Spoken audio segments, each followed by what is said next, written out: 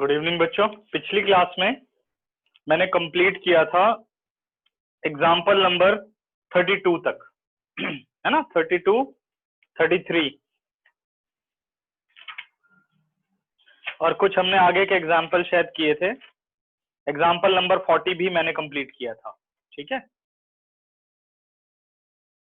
और बेटा जैसे मैंने बात बोली थी कि हम लोग माइक्रोसॉफ्ट टीम पर लेंगे क्लास, ठीक है। तो अभी मैं देख रहा हूँ उसे, थोड़ा मेरे एंड से उसमें सेटिंग करनी है, उसका थोड़ा सा प्रोसेस इससे डिफिकल्ट है, बट मेरे एंड पे, तुम लोगों के एंड पर इतना ज्यादा नहीं होगा, ठीक है। अभी कराते बेटे 39, ठीक है। एक बार जैसे ही वो हो जाएगा सेट तो शिफ्ट हो जाएंगे धीरे धीरे। तो इसलिए मैंने उस पर क्लास नहीं स्टार्ट की कि कहीं कोई दिक्कत हो और अपनी क्लास खराब हो जाए। अच्छा, तो स्कूल में जो क्लास चल रही है वो क्या ठीक नहीं है अनुराग?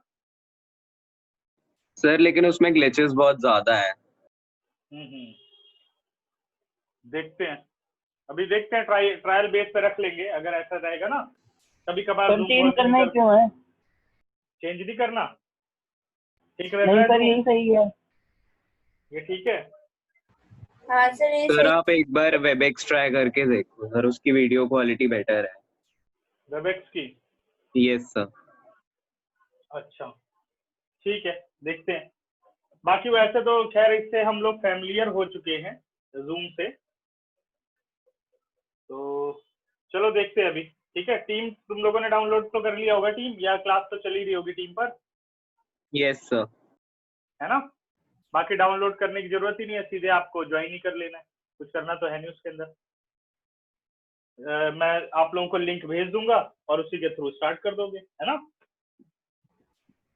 सर करा था डाउनलोड, मैंने तो उड़ा भी दिया करके। क्यों? सर वो थोड़ा ना कॉम्प्लेक्स है, मतलब मैंने पहले करा था, पिछली बार जब आपने बोला था ना उसका ही, अच्छा। तो मैंने करा था टीम। लेकिन सर उसमें ना बड़ा एंट्री करना बड़ा कॉम्प्लेक्स बन रहा था, उसमें बन ही नहीं रहा था हमसे, तो मैंने फिर उड़ा ही दिया वापस को। अच्छा चलो कोई बात नहीं, ठीक है, ओके। अच्छा अब आ जाओ आप लोग पेज नंबर एग्जाम्पल 35 हो गया। अभी हमने स्टार्ट करना है, sorry, example number 34, page number 224 पर आ जाओ सारे।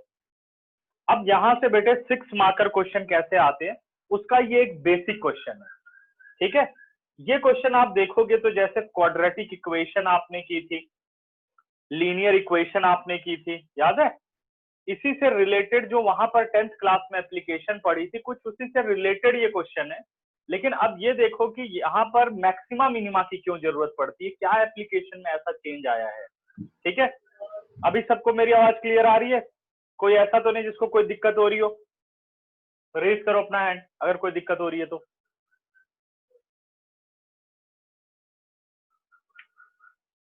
ठीक है, अब मैं नेक्स्ट पर आ रहा हूं। एग्जाम्पल नंबर 34, देखो मैं इसकी स्टेटमेंट पढ़ता हूं एग्जाम्पल नंबर 34 की। Find two positive numbers whose sum is 15 and the sum of whose square is minimum। ध्यान देना बच्चों, अगर यही 10th क्लास का क्वेश्चन होता, 33 बच्चे हो जाएगा शायद। Find all the points of local maxima and local minima of the function given by, second order derivative से कर लेना है, ठीक है।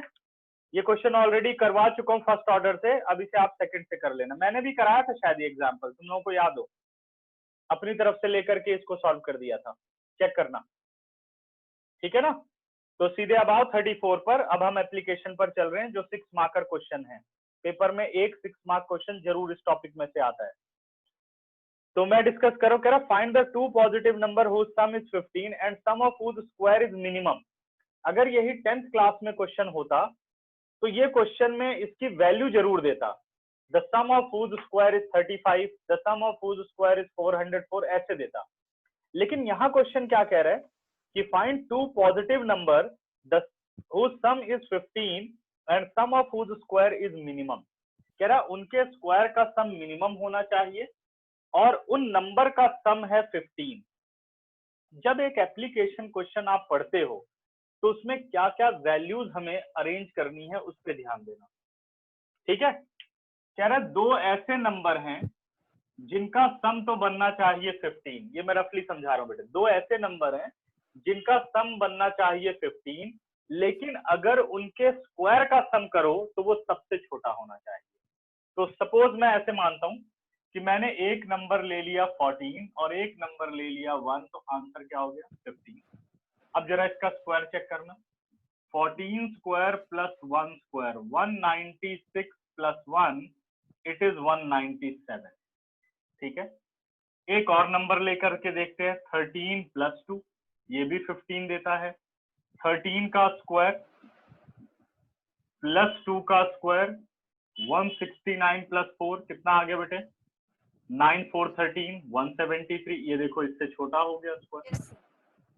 ये क्वेश्चन आपसे कह रहा है कि 15 को दो ऐसे पॉजिटिव नंबर में ब्रेक करो। अब पॉजिटिव नंबर में अंकित म्यूट करिए बेटा।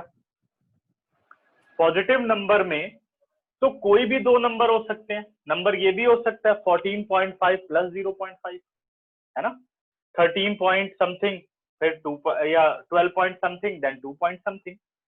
अब हम इतने बड़े लार्ज नंबर सिस्टम में से ये कैसे पता लगाएं कि वो दो नंबर बताओ जिनका सम तो 15 हो लेकिन उनके स्क्वायर का सम सबसे छोटा निकले। यही चीज जहां मैक्सिमा मिनिमा, मिनिमम मैक्सिमम, अगर ये वर्डिंग आ गई तो ये किसका क्वेश्चन बन गया, मैक्सिमा मिनिमा का। अब इसमें ये डिसाइड करना होता है कि वेरिएबल क्या है और फिक्स क्या है। अब ध्यान देना इस बात पर, मैंने क्या बोला, ये डिसाइड करना है कि वेरिएबल क्या है फिक्स क्या है।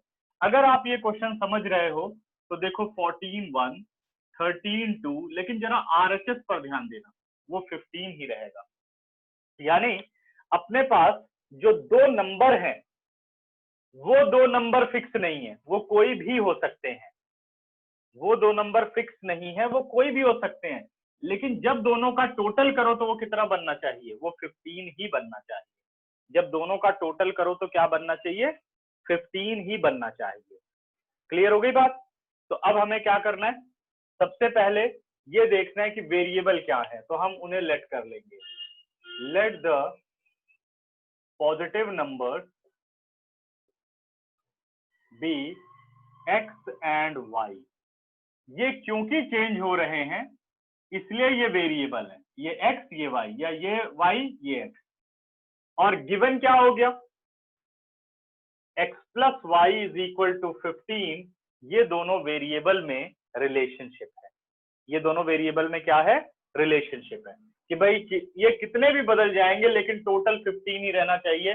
तो हर क्वेश्चन में ये सिचुएशन जरूर बनती है कि भाई एक गिवन क्वांटिटी होगी।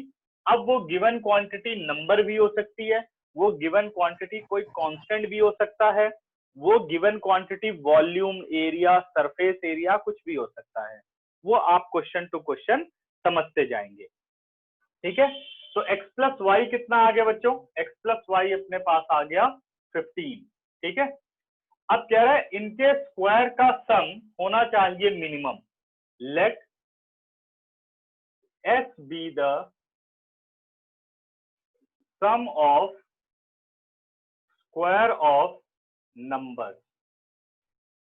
s क्या है, sum of square of the numbers है। ठीक है, अरे यार बड़ी दिक्कत हो रही है अनुराग, क्या दिक्कत है, कैसे सबके सब डिस्कनेक्ट हो रहे हो, कोई दिक्कत आ रही है क्या इसमें,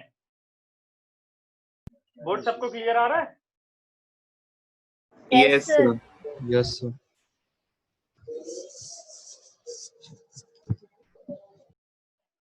तरनदीप बेटा नहीं हो सकती क्लास की टाइमिंग चेंज। अब देखो क्लास की टाइमिंग चेंज होनी होती है तो आर्यव्रत देखो 20-30 मिनट की क्लास छोड़ देता है, नहीं तो मैं चेंज कर देता। सबसे ज्यादा प्रॉब्लम तो इसे ही है। 2 मिनट रुक जाता हूं बेटा। समय टीम का भी बेटा सेटिंग ही नहीं कर पाया हूं, इसलिए मैं अच्छा क्लास में खराब हो तो जूम पर मैंने क्लास ले ली। टीम का थोड़ा सा मेरे को अभी डिफिकल्ट सिचुएशन लग रही है, देखते हैं। वो ऐसे लगता है क्योंकि तुम लोगों को तो स्कूल के थ्रू मिला हुआ है ना, और स्कूल की सेटिंग करके गया होगा जो उनका वो होगा टेक्निकल। अब यहाँ हमें करनी पड़ती सारी सेटिंग, इसलिए हो सकता है।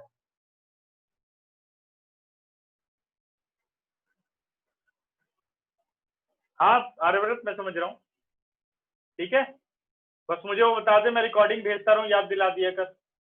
बाकी टाइम रहेगा ना तो मैं चेंज करने की कोशिश करूंगा, जैसे कुछ हुआ ये भी कह रहा है तो मैं चेंज करूंगा, बट मैं क्लास के टाइमिंग तुम लोगों के ये लास्ट वाले ही रखूंगा, क्योंकि 12th क्लास में काफी काम होता है, ठीक है, बीच में मैं कोई टाइमिंग नहीं करूंगा, ठीक है ना। तो 6 बजे रख दो बेटे 6 बजे तो क्लास रख ही नहीं सकता ना, 10th और 9th की क्लास होती है मेरी,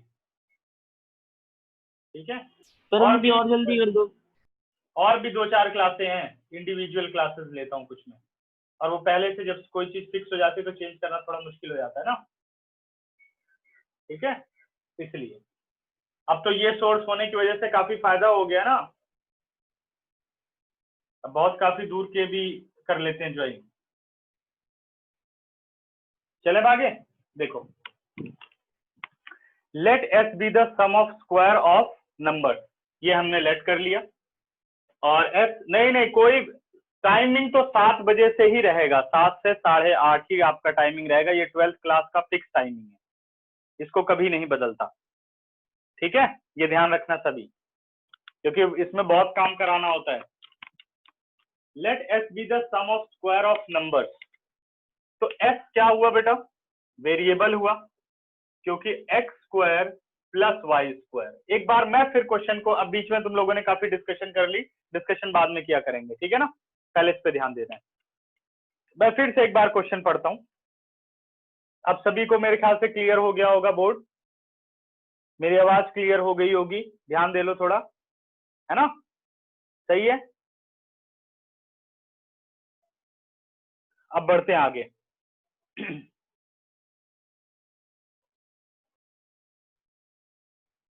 हाँ तब भी यही रहेगा बेटा, कह रहा find 2 positive number whose sum is 15 and sum of whose square is minimum। कह रहा हमें 2 पॉजिटिव नंबर बताने हैं जिनका सम 15 होना चाहिए और उनके स्क्वायर का सम मिनिमम होना चाहिए। तो आपको ये देखना होता है कि जो चीज यहाँ पे प्रेजेंट है इसमें से वेरिएबल क्या है, तो उसने कहा 2 नंबर ऐसे लो जिनका टोटल 15 हो, तो इसका मतलब आप सम को नहीं बदल सकते, सम कितना होना चाहिए, सम 15 ही होना चाहिए, ओके 15 है, ये फिक्स है। लेकिन ये 2 नंबर अलग अलग हैं, वेरिएबल क्या हो गए, नंबर, तो मैंने लेट किया, let the positive numbers be x and y. अब गिवन क्या है एक्सप्रेशन, इन दोनों का अगर टोटल करो तो 15 मिलना चाहिए, यानी ये क्वांटिटी फिक्स है, ये चेंजेबल क्वांटिटी है, और जो मिनिमा मैक्सिमा करे हर एक कांस्टेंट को आपको या हर एक वेरिएबल को आपको लिखना पड़ेगा। यहाँ तो 15 था इसलिए हमें लिखने की जरूरत नहीं है, अगर वो कह देता सम इज फिक्स्ड तो हम लेट करते let s be the sum, तो यहाँ लिखते x plus y is equal to s, उसने नंबर दिया तो वो ऑलरेडी कांस्टेंट है, ठीक है।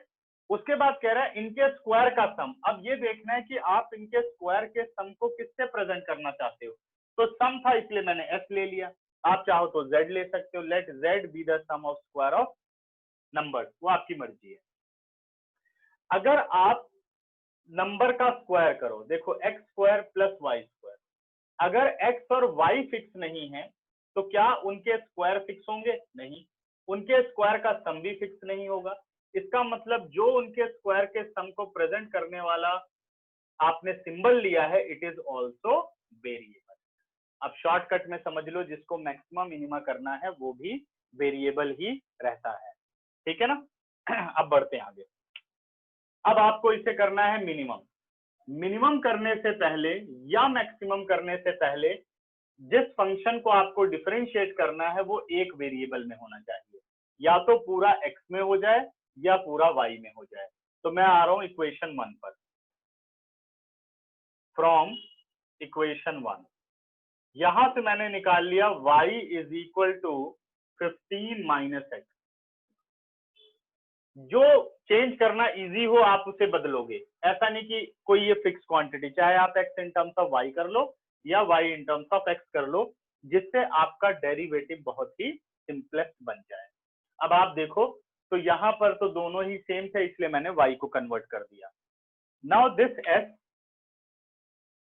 is changed as x square plus 15 minus x whole square. Okay, now differentiating with respect to x. जब ये विद इन अ वेरिएबल हो जाए तो उसे x के रिस्पेक्ट में या जिस वेरिएबल में आपने कन्वर्ट किया है उसमें आप डिफरेंशिएट करोगे. ठीक है, तो s का डेरिवेटिव हो गया ds by dx, x square का डेरिवेटिव हो गया 2x plus derivative of this function 2 into 15 minus x, और 15 माइनस एक्स का डेरिवेटिव 15 का 0 और x का डेरिवेटिव कितना हो गया वो -1. तो ds बाई dx बन गया बेटा 2x minus 30 plus 2x. ds by dx is equal to 4x minus 30. पूरा अच्छी तरीके से फर्स्ट डेरिवेटिव को सिंपलेस्ट फॉर्म में लिख दो. यहां पर क्रिटिकल पॉइंट वर्ड इस्तेमाल नहीं करना, क्योंकि यहाँ नॉट डिफाइंड वाली सिचुएशन कभी नहीं लेते, क्योंकि ये प्रैक्टिकल क्वेश्चन है. ठीक है, प्रैक्टिकल और एल्जेब्रिक क्वेश्चन अगर होते हैं तो वहां क्रिटिकल पॉइंट लिखते हैं. तो यहाँ आप लिख दो फॉर मैक्सिमा और मिनिमा, या तो ये बात लिख सकते हो या लिख सकते हो for minimum sum. For minimum sum जो डिफाइन किया गया है ds by dx is equal to 0. ये कॉमन वर्डिंग है, सब में काम करेगी. ठीक है, और अगर स्पेशली इसी के लिए लिखना है तब भी आप लिख सकते हैं. तो 0 रख दिया, यानी एक तरह से हम क्रिटिकल पॉइंट निकाल रहे हैं, बट वो क्रिटिकल पॉइंट निकाल रहे हैं when tangent is parallel to the x axis. Not defined वाली सिचुएशन हम नहीं निकाल रहे हैं. ठीक है ना. अब आ गया बेटे 4x minus 30 is equal to 0. This implies x is equal to 30 by 4. This implies x is equal to 15 by 2. कितना आ गया बच्चों 15 बाई 2.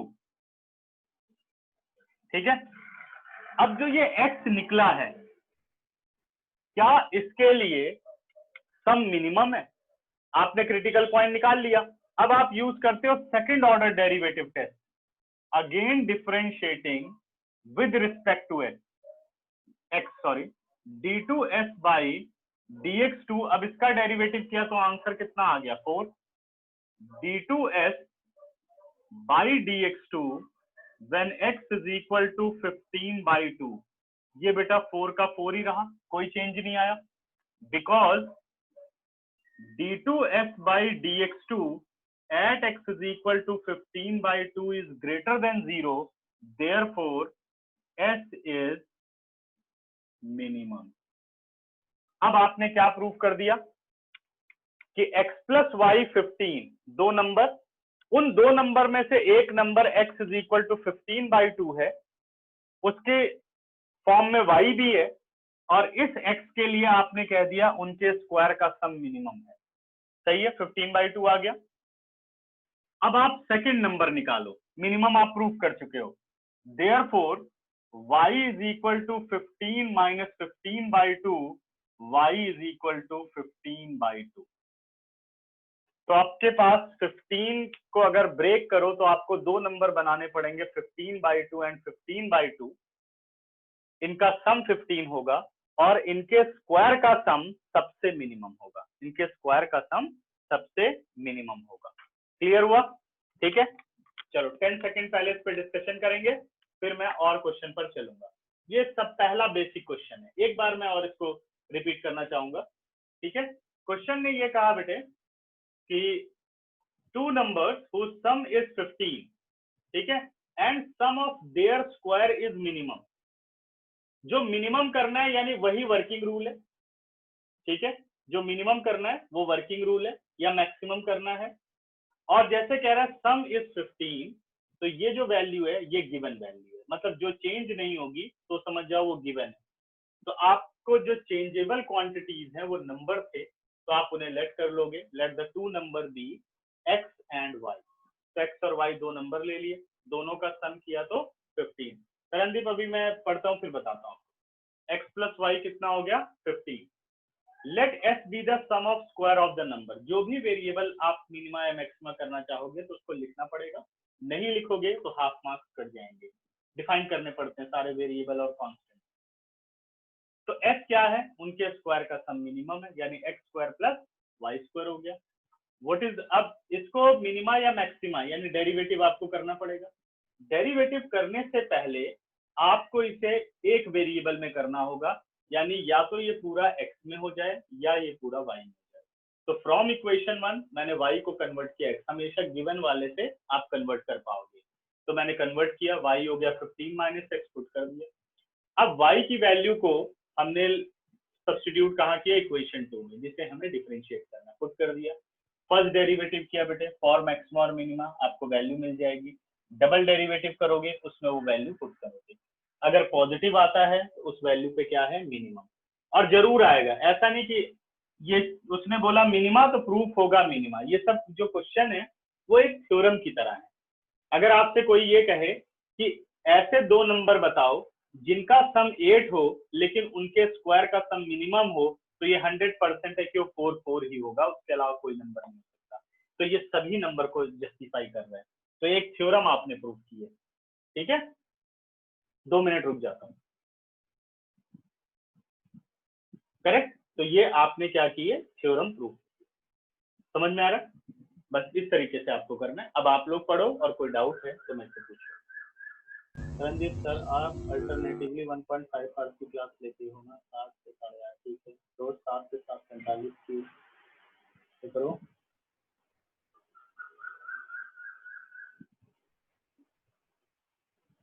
नहीं तो अगले दिन क्लास होती है ना बेटा, कैसे रोज 7 से 7:45 की क्लास ले लेंगे, ठीक है ना। इसलिए सब डेज बने हुए हैं ना, तो कैसे हो जाएगा। कल क्लास की, हाँ कल किसी और की क्लास होती है। सर हाँ बेटा। सर ये डबल डेरिवेटिव वाला पार्ट दोबारा समझा दो। ठीक है, ये आपके पास आ गया s is equal to x square plus 15 minus x whole square. हमने किया इसका डबल डेरिवेटिव, यहाँ पर सिंगल आ चुका है। डबल डेरिवेटिव किया बेटे, d2s 4x का 4, 30 का 0, 4 आ गया। d2s by dx2x is equal to 15/2, और हमने 4 वैल्यू यहाँ पे पुट कर दी, ठीक है। 4 तो वही रहा, कुछ चेंज नहीं हुआ। तो क्या आ रहा है बेटा, double derivative at x is equal to 15/2, it is positive. Zero के चांस नहीं है इसमें, कभी जीरो नहीं आएगा, ये ध्यान रखना सभी, सही है। क्योंकि जीरो ज्यादातर हमें देता है point of inflection, order first की तरफ जाने से पड़ेगा। इसमें ऐसा नहीं होगा, मैक्सिमम मिनिमा प्रूफ जरूर होगा, जो वो बोलेगा वही प्रूफ होगा, ठीक है। डबल डेरिवेटिव बेटा हमने पढ़ा था ना, second order derivative test to check whether it is maximum at this point और मिनिमम एट दिस पॉइंट, इसलिए हमने डबल डेरिवेटिव किया। सिंगल में क्या होगा, ग्रेटर देन 0 है तो मिनिमम होगा। हाँ मिनिमा होगा, और लेस देन 0 है तो मैक्सिमा होगा, ठीक है ना। ओके, और बताओ। Yes sir. ठीक है ना। जूम पर वैसे मुझे लगता है 90% तुम में से किसी को कोई दिक्कत नहीं है। 2 मिनट में बात कर लेता हूँ, ठीक है ना। 90% किसी को कोई दिक्कत नहीं है। बाकी मैं अपनी तरफ से कोशिश कर रहा हूँ, मुझे अगर कोई अच्छा प्लेटफॉर्म मिला तो मैं उसको यूज करूंगा, नहीं तो तुम लोग परेशान मत हो, मीटिंग जूम पर होगी, ठीक है ना। हाँ, क्योंकि मैं जो है क्लास नहीं वेस्ट करूंगा। जब भी हम कोई ट्रायल रन करेंगे तो विदाउट क्लास करेंगे। मैं पहले खुद ही अपने सिस्टम पर अपने हिसाब से जितने लोग हैं उनसे ट्रायल रन कर लेता हूँ, उसके बाद ही आता हूँ यहाँ पर, ठीक है ना। तो इसलिए चिंता मत करो तुम लोग, ऑनलाइन क्लास ही बंद कर दो। अरे भैया क्या करेंगे फिर।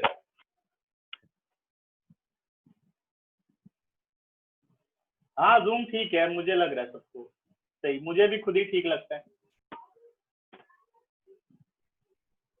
करणदीप बेटा, क्लास का कुछ नहीं हो सकता, इसको कर, बस वो कर ले तू, स्क्रीनशॉट ले। Please sir. अगर होता बेटा तो मैं जरूर करता, मुझे क्या दिक्कत है ये बता। देख उस बार मैंने एक क्लास चेंज करने की कोशिश की थी, कितने सबको प्रॉब्लम हो गई। हर बच्चे को दिक्कत है ना, सबकी कोई ना कोई क्लास होती रहती। तो अब सब सेटल कर चुके हैं इसी हिसाब से, अब चेंज करते हैं तो फिर गड़बड़ हो जाती है, ठीक है। नहीं तो मैं एक और अल्टरनेटिव अभी सोच रहा हूँ कि मैं तुम लोगों की जो क्लास है वो 7 से 8 रख करके डेज में, और संडे को 1.5 घंटे की मैं एक्स्ट्रा क्लास रख लूंगा। तो इससे हो सकता है कि आर्यव्रत को भी ठीक हो जाए और बाकी सबको भी सही रहे। ये एक ऑप्शन मेरे पास है, लेकिन अभी मैं इसके बारे में सोच रहा हूँ। ठीक है ना?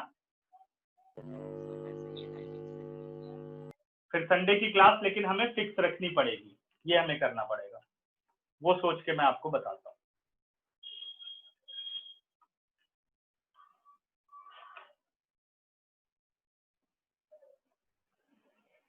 ठीक है,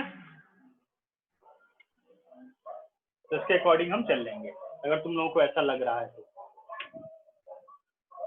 चलो बच्चों स्क्रीनशॉट लो, कोई डाउट है तो पूछो, नहीं तो मैं और 1-2 क्वेश्चन करता हूँ तो और अच्छा समझ में आएगा। बाकी अब तो ये सब डिस्कशन का टाइम तुम लोग छोड़ दो, अब बस पढ़ने का समय है। जो बनना था बैच वगैरह सब बन चुका है, जिसका जो बनना था। अब उसमें कोई छेड़खानी करते हैं तो परेशानी ही होगी।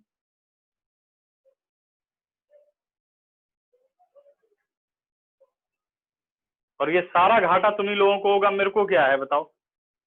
मैं तो चेंज करता रहूंगा, आज क्लास नहीं हुई, आज ये नहीं हुआ, वो चीज नहीं होनी चाहिए ना, मजा नहीं आता। क्योंकि मैं खुद ही दुखी रहता हूँ फिर दिन भर कि आज गड़बड़ हो गई।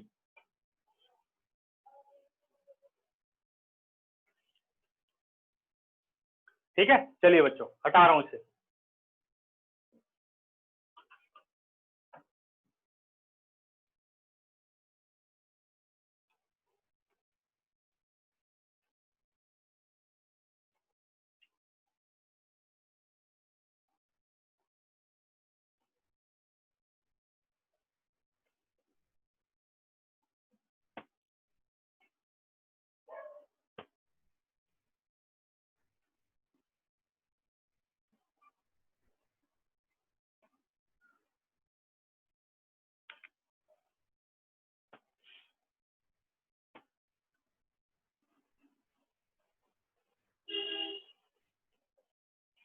नेक्स्ट क्वेश्चन बच्चे,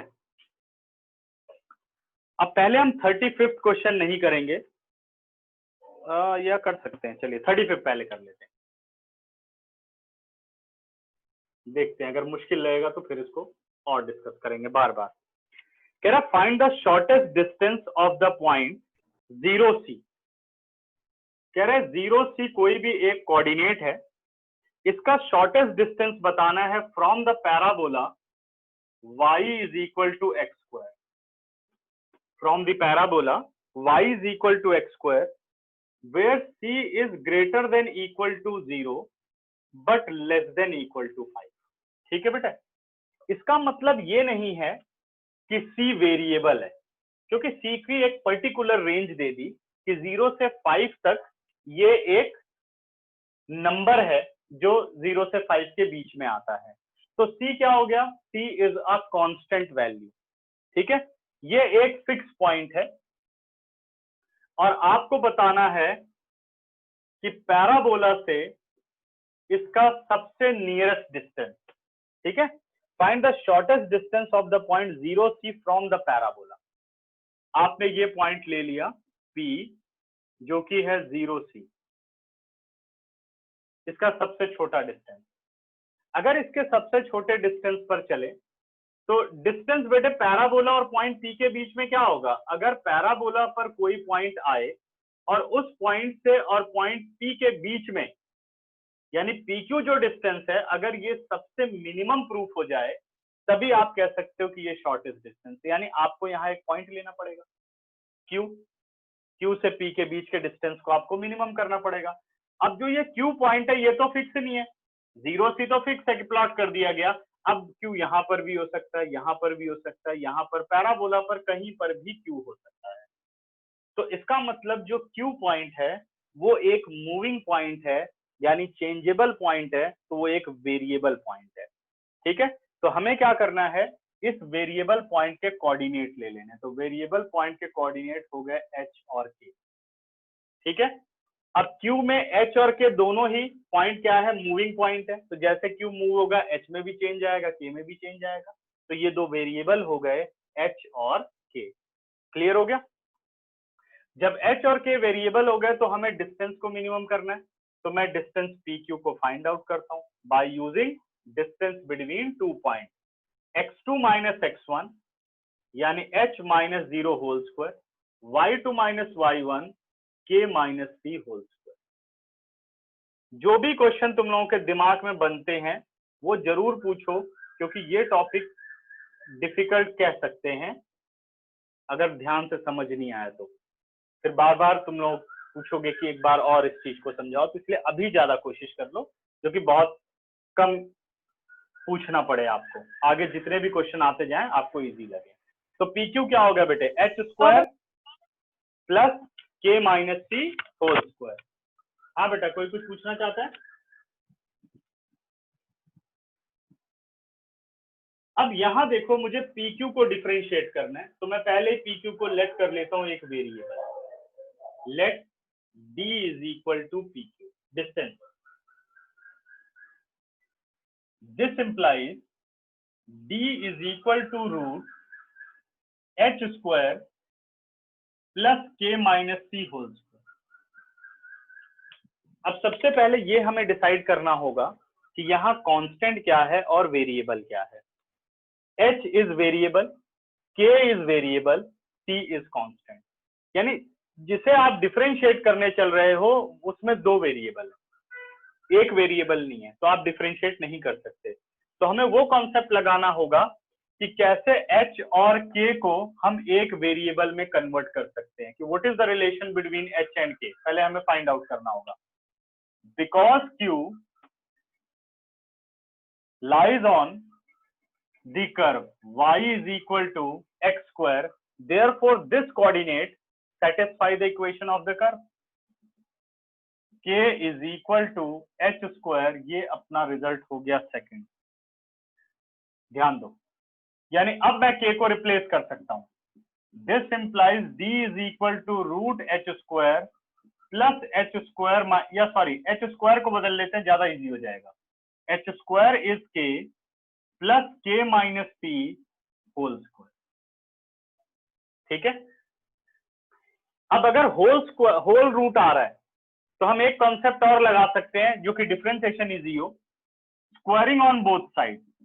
d square is equal to k plus k minus p whole square. ठीक है, let d square is equal to z। अब यहां पर एक कॉन्सेप्ट समझाऊंगा, उसको ध्यान से सुनना, अगर कोई उसके अंदर प्रॉब्लम है तो उसको आपको पूछना है। d रिप्रेजेंट बेटा डिस्टेंस, और डिस्टेंस इज पॉजिटिव। अगर आपके पास यहां इनफाइनाइट पॉजिटिव नंबर्स हैं, इनफाइनाइट पॉजिटिव नंबर्स हैं, और आपने सभी पॉजिटिव नंबर का स्क्वायर कर दिया, जिस नंबर का स्क्वायर सबसे छोटा होगा, क्या वो नंबर बाकी पॉजिटिव नंबर से छोटे होंगे या नहीं? कमेंट करो अपने।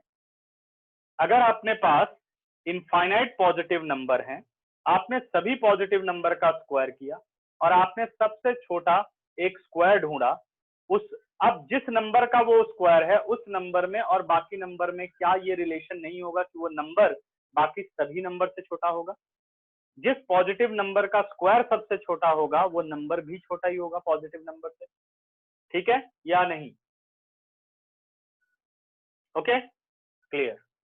सभी को ये बात क्लियर है इसका मतलब? ठीक है बच्चों, तो इसीलिए ये मेथड काम करता है कि जो ये स्क्वायर रूट का डेरिवेटिव करना था उसे हम बचा पाते हैं, कि अगर मैं z को मिनिमम कर दूं तो इसका मतलब d स्क्वायर मिनिमम हो गया, और अगर d स्क्वायर मिनिमम हो गया तो by default d is also minimum. Clear है? तो हमें अब यहाँ पर z को मिनिमम करना है, विद इन अ वेरिएबल हमने कन्वर्ट कर लिया है जिसको डिफरेंशिएट करना है। z हो गया k plus k minus c whole square, differentiating with respect to k, तो ये बन गया dz बाई dk, k का डेरिवेटिव 1 और k माइनस सी का derivative 2 into k minus c, और k माइनस सी का डेरिवेटिव हो गया 1। dz by dk is equal to 1 plus 2k minus 2c। Solve हो गया बेटे, फॉर मैक्सिमा और minima put dz by dk is equal to 0। तो अपने पास आ गया 1 प्लस 2k माइनस 2c 0। अब ध्यान देना है, यहां पे c गिवन वेरिएबल है यानी कांस्टेंट है, k अपना वेरिएबल है। तो हमें क्या करना होता है, हमेशा फाइंडिंग वेरिएबल को in terms of given find out करते हैं, in terms of given constant. तो अपने पास आ गया 2k is equal to 2c minus 1। This implies k is equal to 2c minus 1/2। ये अपने k की वैल्यू आ गई। अब हमें देखना है कि क्या इस वैल्यू के लिए z मिनिमम है। Again differentiating with respect to k, d2z by dk square. जब डेरिवेटिव किया बच्चे तो ये 0 हो गया, 2c पूरा कांस्टेंट है 0 हो गया, और 2k का डेरिवेटिव 2 हो गया। d2z by dk square when k is equal to 2c minus 1/2 is equal to 2, because d2z by dk square when k is equal to 2c minus 1/2 is greater than 0, therefore z is minimum. This implies d is minimum, यानी distance is minimum. Correct? यहां तक clear? अब कह रहा वो minimum distance बता दो। मैं यहां सॉल्व कर रहा हूं, के की वैल्यू निकाल चुके हो आप, यहां पर हो के डिस्टेंस निकालने के लिए बस आप यहां पर के की वैल्यू ला करके सब्स्टिट्यूट कर दो। तो what is the distance? d is equal to square root के की जगह हो गया 2c minus 1 upon 2 plus 2c minus 1 upon 2 minus c whole square. ये आ गया बच्चों 2c माइनस 1/2। एलसीएम लिया तो 2c और 2c कैंसिल आउट, -1/2 बन गया 1/4। एलसीएम हमने ले लिया 4, तो ये आ गया 4c माइनस 2 प्लस 1 अपॉन 4। तो ये आ गया स्क्वायर रूट 4c माइनस 1 और 4 का स्क्वायर रूट 2 हो गया। ये अपने पास आ गया मिनिमम डिस्टेंस। ठीक है, चेक करिए आंसर। ठीक है, ओके। अब पूछो क्वेश्चन। नहीं सर, ये समझ नहीं आया। ओके, कहाँ से बच्चे? सर ये जो लास्ट वाली रो है। ठीक है, मैं इसको फिर से एक बार एक्सप्लेन करता हूँ। ठीक है, सभी ध्यान से सुनो। पहले 5 मिनट में 5 मिनट कह रहा हूँ, 10 सेकंड दे रहा हूँ। पहले तुम लोग एक बार इसको ऑब्जर्व करो पूरा, क्या क्या इसमें किया गया, पहले ये चीज समझो। संचित अब ठीक है?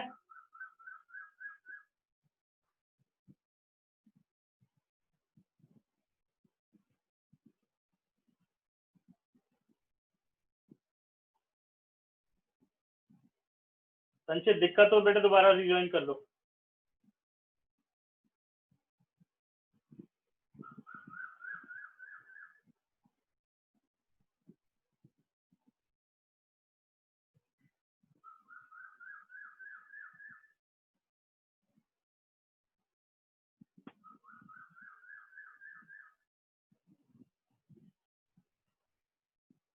ठीक है, अब मैं एक्सप्लेन करना शुरू कर रहा हूँ। ठीक है, पहले हम क्वेश्चन को पढ़ेंगे, ध्यान से सुनो सारे क्वेश्चन। क्वेश्चन कह रहा है बच्चों, find the shortest distance of a point 0c from the parabola y is equal to x square where c is greater than equal to 0 but less than equal to 5।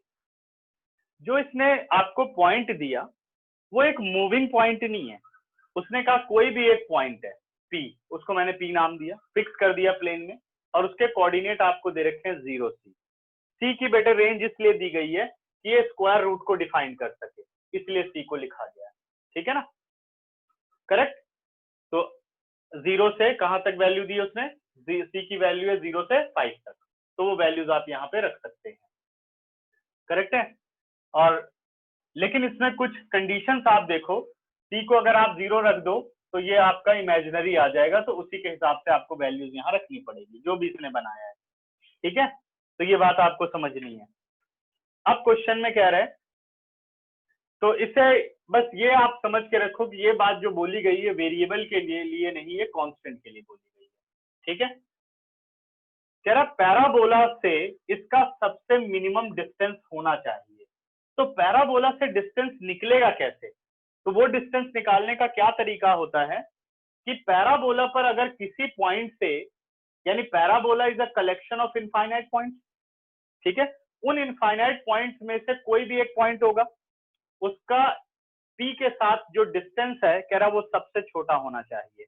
तो P के साथ वैसे आप infinite distance बना सकते हो, लेकिन सबसे छोटा कौन सा है? तो ये रफ फिगर है कि भाई आपने एक कंसिडर कर लिया कि सपोज वेरिएबल h के वो पॉइंट है, अगर आप उससे इसका डिस्टेंस देखते हो तो वो सबसे मिनिमम आपको प्रूव कर देना है, तो h और k की वही वैल्यूज निकल जाएंगी, ठीक है ना, समझ गए? ये क्वेश्चन का मतलब है। अगर ये कोऑर्डिनेट बोलता तो आप पहला कोऑर्डिनेट निकाल चुके हो 2c - 1/2।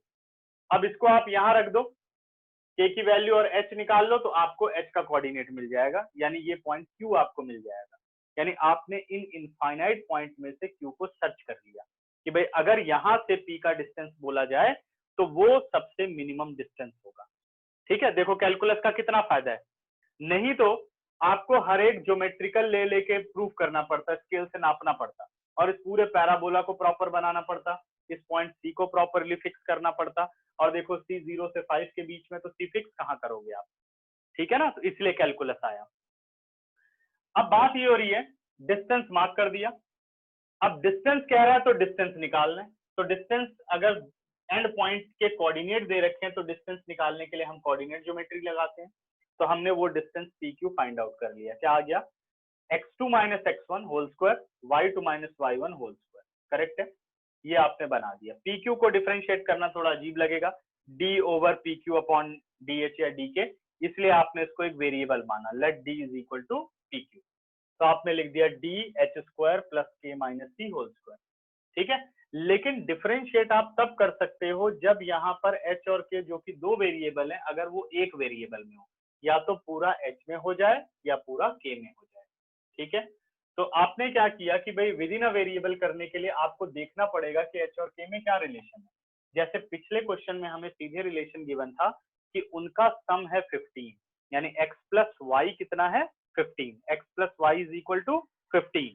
यहाँ पे इसी तरीके का डायरेक्ट रिलेशन नहीं दिया गया, तो हमें खुद सर्च करना पड़ेगा, because this point lie on the parabola, therefore this coordinate satisfy the equation of the parabola. y की जगह बच्चे k और x की जगह आपने रख दिया h, यही है ना, h और k, तो ये एक रिलेशनशिप आ गया। फिर अब रिप्लेस करना किसे आसान रहेगा, अगर आप k को h² में रिप्लेस करो तो h² होल स्क्वायर थोड़ा कॉम्प्लेक्स लग रहा है, इसलिए मैंने h² को k की फॉर्म में बदल दिया, जो आसान आपको डिफरेंशिएशन करने में हेल्प दे, आप उसमें उसे कन्वर्ट करेंगे, ठीक है ना, तो मैंने कन्वर्ट कर दिया। अब एक तरीका, ये एक मेथड है जो अभी आपने देखा, आप डायरेक्ट भी कर सकते थे, लेकिन इस मेथड पर ध्यान दो, अगर variable is equal to whole square root हो तभी ऐसा करना, तो इजी रहता है कि आप क्या करो, उसे स्क्वायरिंग ऑन बोथ साइड कर दो। अब कितना आ गया अपने पास, d² आ गया, तो d² is equal to k plus K - C whole square बन गया। अगर d एक पॉजिटिव नंबर है तो इसका स्क्वायर अगर मिनिमम होगा तो ये नंबर भी मिनिमम होगा, तो आपने इसलिए d² को z माना, और अब आप z को मिनिमम करने चल रहे हो। आप देखो z क्या एक वेरिएबल में है, यस k के फॉर्म में है, c तो कांस्टेंट है, differentiating with respect to k single day. अब ये बाकी स्टेप सब में सेम है, यहां तक मेथड में मुश्किल होती है कि एक वेरिएबल में कैसे करें, इसके लिए नंबर ऑफ मेथड्स लगते हैं भाई, ज्योमेट्री लग सकती है, मेंसुरेशन लग सकती है, कोऑर्डिनेट ज्योमेट्री लग सकती है, ट्रिग्नोमेट्री लग सकती है, यही है कॉम्प्लेक्स। बस जब वो विद इन अ वेरिएबल हो गया तो सबका रूल सेम, डेरिवेटिव किया बेटे, फर्स्ट डेरिवेटिव फॉर मैक्सिमा और मिनिमा उसे 0 पुट किया। अब आपको क्या करना होता है, वेरिएबल को इन टर्म्स ऑफ कांस्टेंट या गिवन वेरिएबल में निकालना होता है, गिवन कांस्टेंट बोलना ठीक रहेगा, वेरिएबल नहीं। तो 1 + 2k - c को सॉल्व किया तो देखो k वेरिएबल है, c कांस्टेंट है, 2 कांस्टेंट है, 1 कांस्टेंट है, 2 कांस्टेंट है, तो k की value in terms of all constant आपने निकाल लिया, ठीक है। अब क्या इस k के लिए ये मिनिमम है तो आपको अब करना होगा double derivative, second order derivative test. Double derivative किया, जब डबल डेरिवेटिव किया तो 1 0, करेक्ट। यहाँ पे भी कर सकते हो 1 0, 2k का 2 हो गया और 2c का 0 हो गया, आपके पास आ गया 2। When k is equal to 2c minus 1 by 2 is 2, this value is what? Greater than 0. अगर ये greater than 0 है तो z is minimum. This implies d is minimum. ठीक है, अगर z minimum है तो d minimum हो गया। अगर d minimum है तो what is the minimum distance? तो आप देखो जो आपने निकाला है सीधे उसने h नहीं पूछा, k पूछा, तो आप d में k की वैल्यू डाल दो, सॉल्व करो, आ गया आपके पास k। अब बताओ किसी को कोई दिक्कत? सबको क्लियर हो गया? Yes sir. यस बेटा, सर आ गया समझ। आ गया, ठीक है, बढ़े अब आगे। अब मैं आ रहा हूँ नेक्स्ट क्वेश्चन। धीरे धीरे जितने क्वेश्चन आप देखते जाओगे, लेकिन हर क्वेश्चन को अगर कॉन्सेंट्रेट करके समझ के देखते जाओगे तो आपको बहुत ही आसानी से ये टॉपिक समझ में आ जाएगा। अब ये 6 मार्क का क्वेश्चन है पूरा, ठीक है, करो इसका स्क्रीनशॉट लो, फिर आगे चलता हूँ।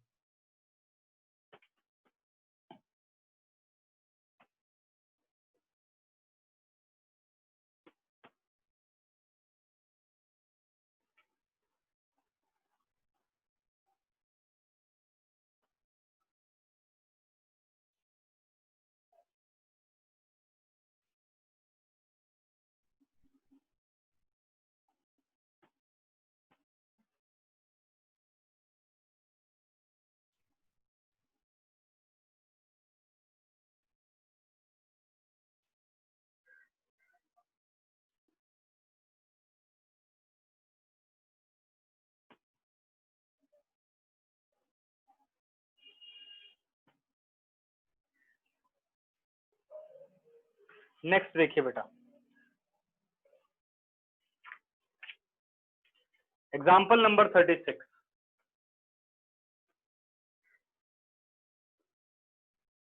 36 एग्जाम्पल कह रहे हैं, let AP and BQ be two vertical poles at point A and B respectively if AP is 16 meter and BQ is 22 meter.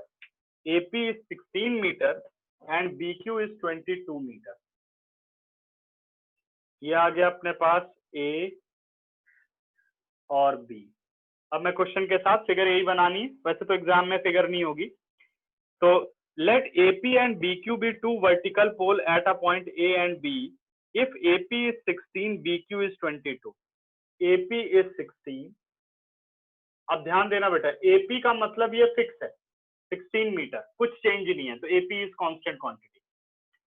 BQ is 22 metre,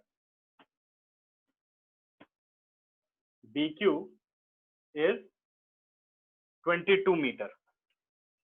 Then find distance of a point R on AB from the point A such that RP square plus RQ square is minimum. कह रहा है AB पर कोई भी एक point R है और वो पॉइंट R इस तरीके से है कि RP square plus RQ square minimum होना चाहिए। RP square plus RQ square minimum होना चाहिए। तो इसका मतलब AP फिक्स है, BQ फिक्स है, AB भी फिक्स है, तभी तो दो पॉइंट के बीच में बना पाओगे। लेकिन ये R फिक्स नहीं है, क्या पता R यहां रखने पर RP square plus RQ square minimum हो, या R आगे बढ़ा दो RP square plus RQ square minimum हो। तो जो ये पॉइंट R है ये एक वेरिएबल पॉइंट है, लेकिन प्लेन के बारे में कुछ कहा नहीं गया कि ये प्लेन पर है, तो इसलिए कोऑर्डिनेट लेने की जरूरत नहीं है, कोई पैराबोला वगैरह नहीं दिया गया। तो हम क्या मानेंगे कि suppose this R is at x meter from A, this R is x meter from A और AB का जो टोटल डिस्टेंस दे रखा है बेटे वो 20 मीटर दे रखा है, यानी ये भी एक फिक्स वैल्यू है। But RB is not fix value, RB is 20 minus x। मेरी बात सबको क्लियर हो गई? एक बार हैंड रेस कर दो जिसको जिसको क्लियर है, फटाफट। फिगर कैसे बनाते हैं, डन। ठीक है, क्या बोल रहे हैं, there is 2 point at a distance of 20 metre and AP and BQ are 2 vertical pole with 16 meter and 22 meter. Find a point R such that RP square plus RQ square is minimum. यानी R अपना fix नहीं है। बिल्कुल ठीक है, 10th class में trigonometry, लेकिन वहां पे थीटा होता था तब हम निकालते थे वैल्यू, लेकिन अब ये कह रहा है ये मिनिमम हो जाए, RP square plus RQ square. ठीक है, मिनिमा आ गया कि भाई क्या ऐसी वैल्यू होगी। तो अब देखो 10th क्लास तक कोई नहीं बता सकता जिस हिसाब से इसमें वैल्यूज गिवन है, तो ये सिर्फ और सिर्फ सॉल्यूशन कौन कर सकता है, कैलकुलस। इसलिए कैलकुलस पढ़नी पड़ती है। ठीक है, अब जो ये मैक्सिमा मिनिमा वाला कॉन्सेप्ट है, थोड़ा सा मैं जर्नल पे आऊंगा फिर इस क्वेश्चन पे आऊंगा। जैसे मान लो कोई भी एक ऑपरेटर है, जैसे मान लीजिए हम एक ऑपरेटर एयरटेल को ले लेते हैं, उसके पास 1000 सब्सक्राइबर हैं। कितने, 1000 सब्सक्राइबर। अब वो क्या करना चाहता है कि पर सब्सक्राइबर वो कुछ रुपए इंक्रीज करना चाहता है, 1 रुपए, 2 रुपए, 3 रुपए। मान लो पर सब्सक्राइबर जो है चार्ज 5 रुपए है, तो पर सब्सक्राइबर चार्ज वो 6 रुपए करना चाहता है या 5.5 करना चाहता है। तो लेकिन वो कहता है कि अगर मैं 1 रुपए इंक्रीज करता हूं तो एक कस्टमर जो है छोड़ देगा, 1000 में से एक कस्टमर छोड़ देगा, लेकिन मुझे पैसे इंक्रीज करना जरूरी है। ठीक है ना, लेकिन कस्टमर भी छोड़ेंगे, तो हम कितने रुपए पर कस्टमर इंक्रीज करें जो कि कस्टमर छोड़ने के बावजूद भी हमें मैक्सिमम प्रॉफिट हो। अब ये चीज आपको सर्च करनी पड़ेगी, तो हमें क्या हो, मैक्सिमम प्रॉफिट हो। ठीक है, इस तरह के क्वेश्चन हमें हैंडल करने होते हैं मैक्सिमम मिनिमम। तो मान लो एक्स रुपीज वो इंक्रीज करता है। अगर एक्स रुपीज इंक्रीज करता है, 1 रुपए पे एक कस्टमर, 2 रुपए बढ़ा दे तो 2 कस्टमर, 3 रुपए बढ़ा दे तो 3 कस्टमर, और एक्स रुपए बढ़ा दे तो एक्स कस्टमर छोड़ देंगे। यानी अब उसके पास टोटल कस्टमर कितने हैं, 1000 माइनस एक्स, ये छोड़ गए। और पहले जो सब्सक्रिप्शन चार्ज था 50 रुपए पर पर्सन था, सही है। अब नया सब्सक्रिप्शन चार्ज हो गया 50 प्लस एक्स, ये आ गया टोटल रेवेन्यू। अब देखना है क्या ये मैक्सिमम होगा, तो ऐसे क्वेश्चन कुछ हम चेक करते हैं, बाद में आएंगे इस पे, ये मैंने बस एक हिंट दिया है। ठीक है, कि मैक्सिमम मिनिमा का बहुत बड़ा रोल है प्रैक्टिकल में। ठीक है, तो अब हमें क्या करना है, लेट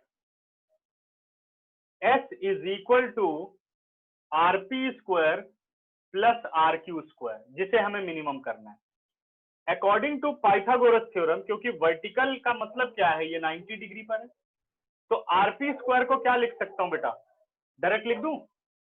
RP स्क्वायर हो गया 16 square plus x square, hypotenuse is equal to perpendicular square plus base square. और RQ स्क्वायर की बात करूं तो 22 square plus 20 minus x whole square. और इन्हें ज्यादा सॉल्व करने की जरूरत नहीं होती, क्योंकि हमें पता है 16 का स्क्वायर तो 0 जाना है, 22 का स्क्वायर 0 जाना है। अब आप पहले ये देखो कि जिसको आप डिफरेंशिएट करने चल रहे हो उसमें क्या एक ही वेरिएबल है। अगर ध्यान दे तो yes, x is a variable, other are constant. तो यानी अब यहाँ कुछ चेंज नहीं करना, हमें ये फाइंड आउट करने की जरूरत नहीं है कि भाई दूसरा वेरिएबल कौन सा है, तो ये एक ही वेरिएबल पर पूरा क्वेश्चन डिपेंड करता है। Now differentiating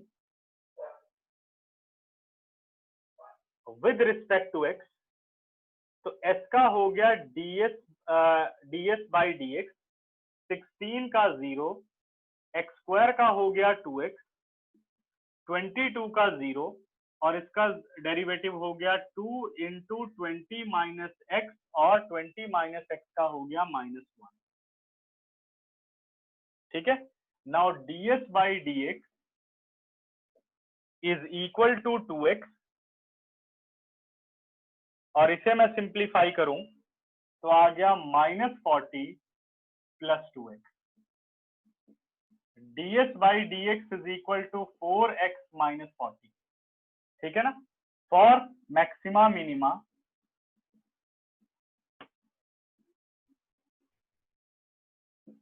put ds by dx is equal to 0, यानी 4x minus 40 is equal to 0. This implies 40 upon 4, this implies x is equal to 10 metre, यानी वो a पोल से 10 मीटर के डिस्टेंस पर होना चाहिए. तो अब देखते हैं क्या इसके लिए मिनिमम होगा. Double derivative d2s by dx2, d2s by dx2. तो आप यहां वैल्यू निकाल चुके हो. इसका डेरिवेटिव कितना आ गया 4. अभी आपको ये दिख रहा है कि जब डेरिवेटिव कर देते हो कांस्टेंट आ जाता है, लेकिन ऐसा हमेशा नहीं होगा. अभी ये सिंपल क्वेश्चन चल रहे हैं. d2s by dx2 when x is equal to 10 it is 4, because d2s by dx2 when x is equal to 10 is greater than 0, therefore s is minimum. ठीक है. This implies r is at 10 meter from pole A, pole AP, and 10 metre यानी middle value एक तरफ से. अगर middle में आप r को लो तो rp square plus rq square होगा मिनिमम. हाँ जी बेटा, अब आप लोग पूछो क्या दिक्कत है. सारी बात समझ में आ गई है तो ठीक है, आगे बढ़ते हैं, नहीं तो प्रॉब्लम डिस्कस करो.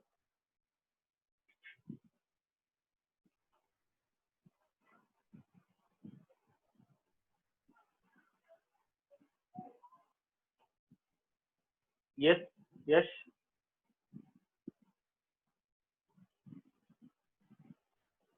यस, कोई दिक्कत बेटा?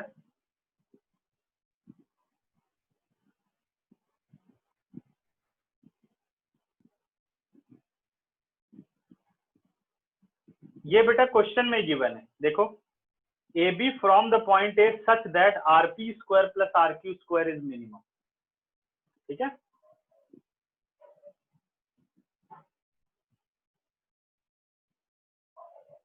Okay,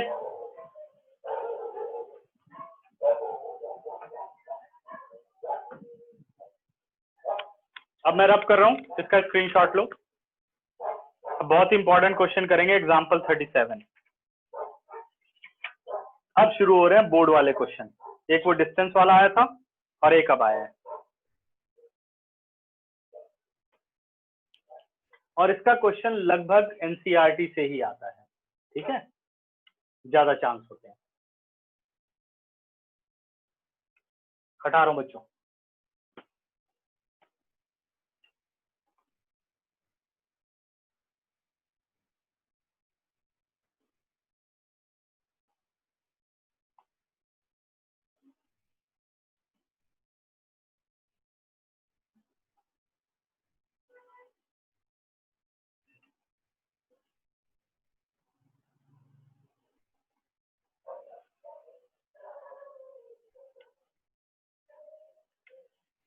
example number 37.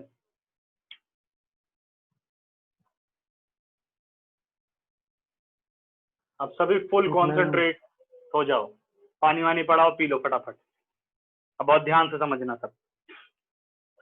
If the length of three sides of a trapezium other than the base are equal to 10 centimeter, then find the area of the trapezium when it is maximum.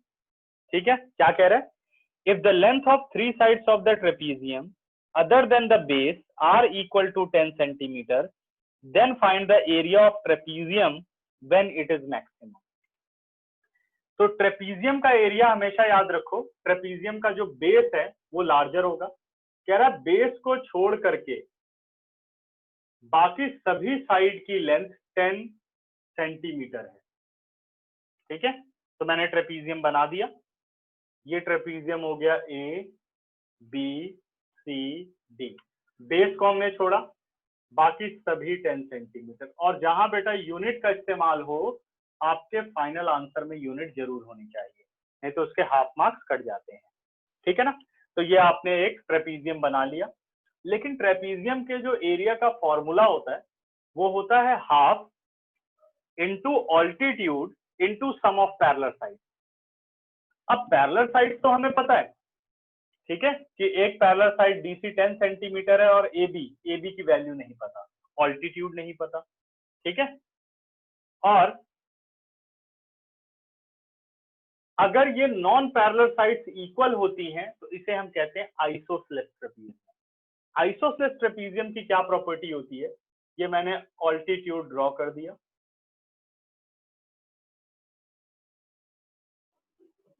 ये हो गया m और ये हो गया, ठीक है।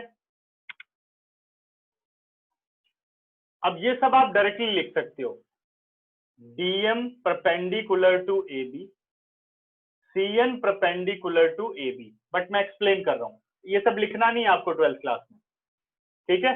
तो इसका मतलब dm parallel to cn, cd parallel to mn because cd parallel to AB, तो पार्ट भी पैरेलल हो गया।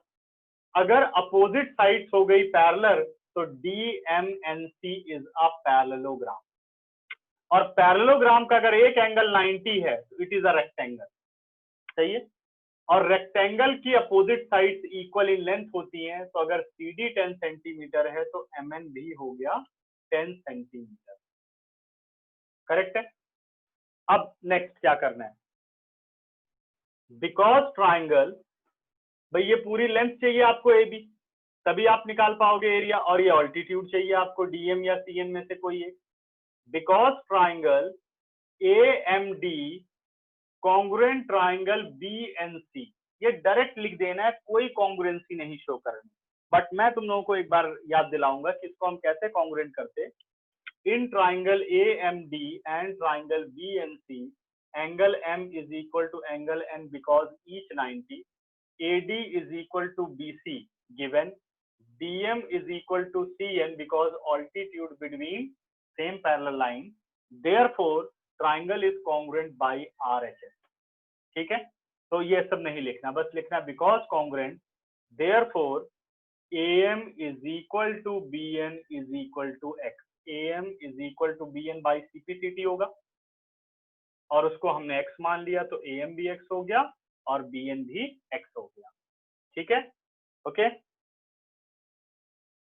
यहां तक सब क्लियर।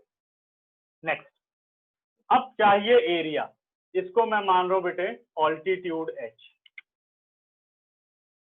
इतना समझाने के बाद फिर मैं क्वेश्चन पढ़ूंगा, तुम लोग फिर ध्यान से सुनो। If the length of 3 sides of the trapezium other than the base are equal to 10 centimetre then find the area of trapezium when it is maximum.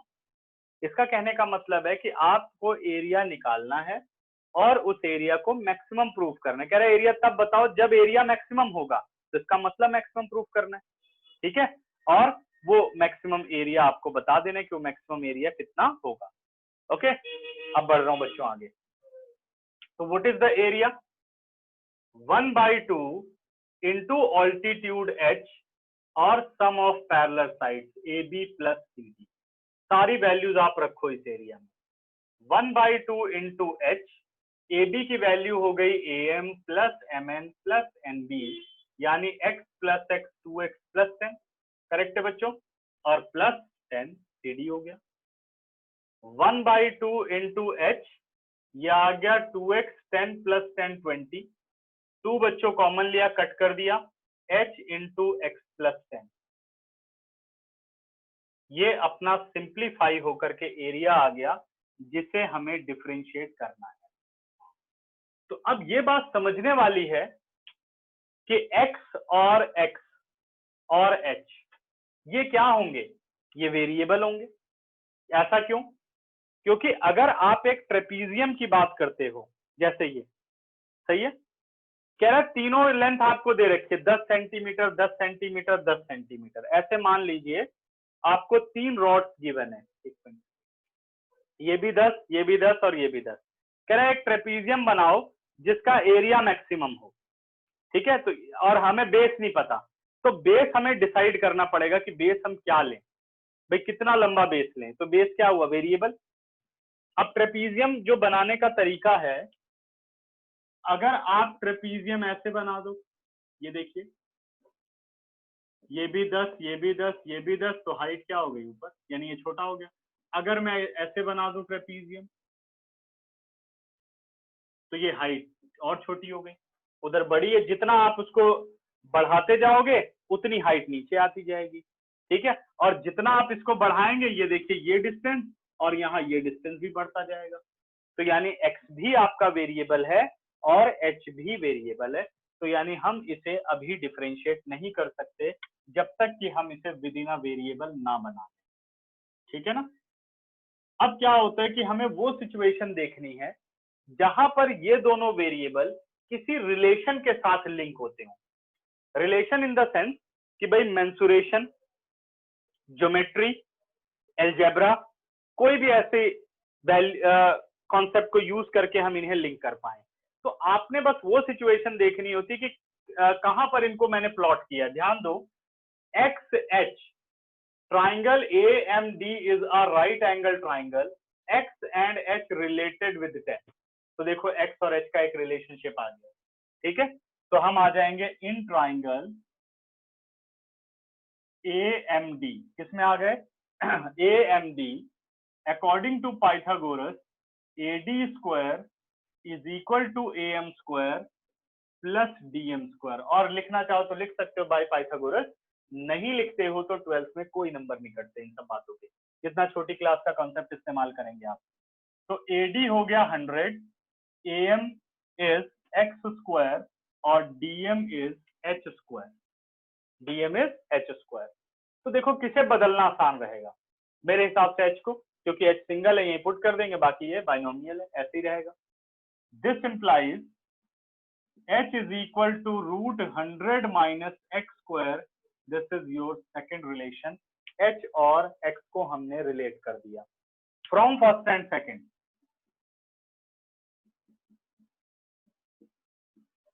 अब मैंने रिप्लेस कर दिया h को, तो एरिया आ गया root 100 minus x square into x plus 10। अब देखिए ये विद इन अ वेरिएबल हो गया, क्योंकि होल पर रूट नहीं है तो स्क्वायर वाला कंसेप्ट मत इस्तेमाल करो, ठीक है। हालांकि कर सकते हैं बट उतना ही डिफिकल्ट पड़ेगा ये, ठीक है। अब विद इन अ वेरिएबल हो गया। Now differentiating with respect to x, it is dA by dx। यहां क्या लगेगा, product rule, root 100 minus x square as it is, x plus 10 का derivative 1 plus x plus 10 as it is root 100 minus x square का derivative 1/2 root 100 minus x square, और 100 minus x square का derivative हो गया -2। Chain rule सबको clear होगा मेरे हिसाब से। 2 and 2 कैंसल आउट, ओके। अब इसको और सिंप्लीफाई करते हैं बेटा, एलसीएम लेते हैं, रूट 100 माइनस एक्स स्क्वायर, तो न्यूमरेटर में आ गया 100 minus x square minus x square minus 10, ठीक है। इससे भी हमने मल्टीप्लाई कर दिया x से, minus x square minus 10x, sorry, और डिनोमिनेटर में आ गया root 100 minus x square, 100 minus 10x minus 2x square upon root 100 minus x square for maxima और मिनिमा।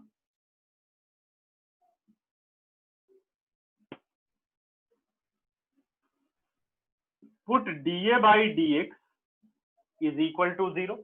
अब ये कैलकुलेशन डायरेक्ट कर सकते हो, ये 1/0 नहीं लेना क्योंकि ये फिर डिफाइन नहीं करेगा, ये ध्यान रखना है कि इसमें आपको नॉट डिफाइंड वाली सिचुएशन नहीं लेनी, क्योंकि ये प्रैक्टिकल क्वेश्चन है।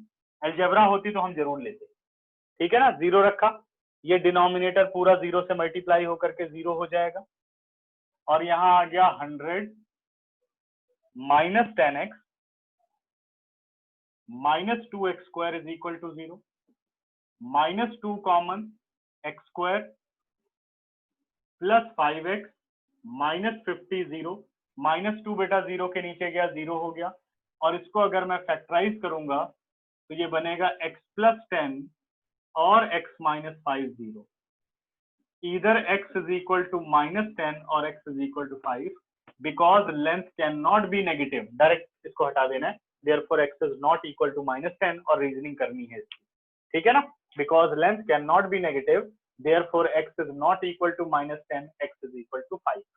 अब इसके बाद बस कैलकुलेशन ही है, अगर इस बेसिक कॉन्सेप्ट में से कुछ पूछना है तो आप पहले पूछोगे, स्क्रीनशॉट लो, फिर मैं आगे बढ़ूंगा। ठीक है बच्चों, चलो बताओ।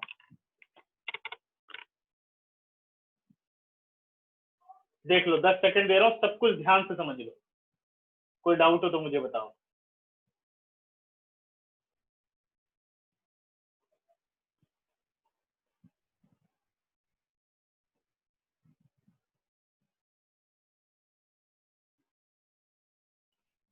नहीं बेटे, पॉसिबल ही नहीं है, क्योंकि उसने कहा एरिया इज मैक्सिमम, तो हम ये लेंथ कभी डिसाइड ही नहीं कर सकते कि ये लेंथ कितनी ले कि एरिया मैक्सिमम हो। भाई एरिया 25 सेंटीमीटर स्क्वायर मैक्सिमम होगा या 35 सेंटीमीटर स्क्वायर मैक्सिमम होगा, ठीक है ना।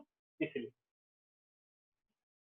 मान लो हमने लिख दिया 100 सेंटीमीटर स्क्वायर तुक्के में, और ट्रेपीजियम ही नहीं बना, कि भाई आपने रॉडली लगाई और ये सब नीचे आ गए, है ना, बहुत ज्यादा, तो ट्रेपीजियम ही फॉर्म नहीं हुआ। इसलिए तो हटा सकता हूं, कोई दिक्कत नहीं सबको।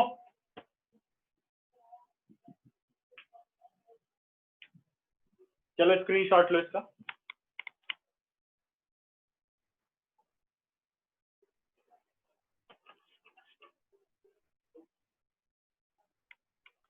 ठीक है, इसके आगे की कैलकुलेशन अब हम करेंगे यहां पर।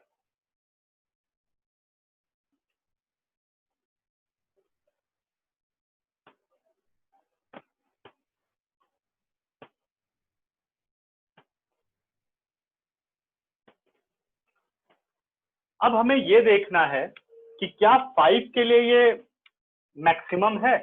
अब करेंगे हम double derivative, d2a by dx2, या इस कैलकुलेशन पर ध्यान देना, डिनोमिनेटर एज इट इज यानी √100 minus x square, derivative of numerator 100 का 0, माइनस 10x का बच्चों -10, -2x स्क्वायर का -4x, फिर माइनस, ठीक है, और ये लिखा रहने देते हैं क्योंकि एच निकालेंगे अभी, फिर माइनस, ये नीचे कंटिन्यू कर रहा हूं, न्यूमरेटर एज इट इज यानी 100 -10x -2x स्क्वायर, और derivative of denominator 1/2√100 minus x square, और 100 माइनस एक्स स्क्वायर का derivative -2x upon denominator whole square. ये आपने सेकंड ऑर्डर डेरिवेटिव कर दिया। अब इसमें कैलकुलेशन ज्यादा नहीं करनी, क्योंकि जो ये सेकंड वाला पार्ट है ये अपने आप 0 हो जाएगा, ठीक है, क्योंकि इसी को रख करके तो आपने 5 निकाला था 0 रख कर, ठीक है ना। तो आपने लिखा d2a बाई dx2, बाकी मैं यहाँ पुट नहीं करूंगा, तुम लोगों को डायरेक्ट समझाऊंगा। At x is equal to 5, क्या लिया 5 सेंटीमीटर, 5 रखा, तो 100 माइनस 5 का स्क्वायर 100 माइनस 25 -10, और 5 से मल्टीप्लाई बेटे -20, आगे का सब 0। देखो 100 -50, 25 टू ज़ा 50, -50 -50 -100 प्लस 100 0, 0 इंटू समथिंग 0, और नीचे अपने पास आ गया 100 माइनस 25, स्क्वायर रूट खत्म, ठीक है। तो ऐसे इसको सॉल्व करना चाहिए, इसमें ज्यादा कैलकुलेशन नहीं करनी। 100 माइनस 25 हो गया 75, ये आ गया -30, और इधर भी आ गया आपके पास 75, ठीक है। और अगर आप इसको कैंसिल करना चाहो तो 15 5 75, 15 2 ज़ा 30, थोड़ा इसे सिंपलेस्ट फॉर्म में छोड़ दो। 75 का रूट कितना होता है 25, 3 5 बाहर आके कट जाएगा, ठीक है, और क्या बचेगा √3, यानी -2√3 इसकी वैल्यू आ गई, ठीक है। Because d2a by dx2 when x is equal to 5 is less than 0, therefore area is maximum। अब पूछ रहा है what is the maximum area. अब आप देखो x से आपने मैक्सिमम एरिया कहां बनाया था, ये देखिए, ठीक है, पेपर में मार्क करने की जरूरत नहीं है, या तो इसको रिजल्ट दे देना थर्ड, फ्रॉम थर्ड, ऐसे आप कर सकते हो, ठीक है। बाकी मैंने यहां मार्क कर दिया। अब डायरेक्ट आप एरिया निकाल दो। आपसे ऑल्टीट्यूड पूछता तो ऑल्टीट्यूड भी आप निकाल सकते थे, बट एरिया पूछा गया तो 100 - 25 और 5 + 10, 15√75, 75√3 सेंटीमीटर स्क्वायर। इससे बड़ा ट्रेपीजियम आप इस 10 सेंटीमीटर से नहीं बना सकते। अगर तीनों रॉड 10 सेंटीमीटर हैं तो सबसे बड़ा एरिया आपका ये बनेगा।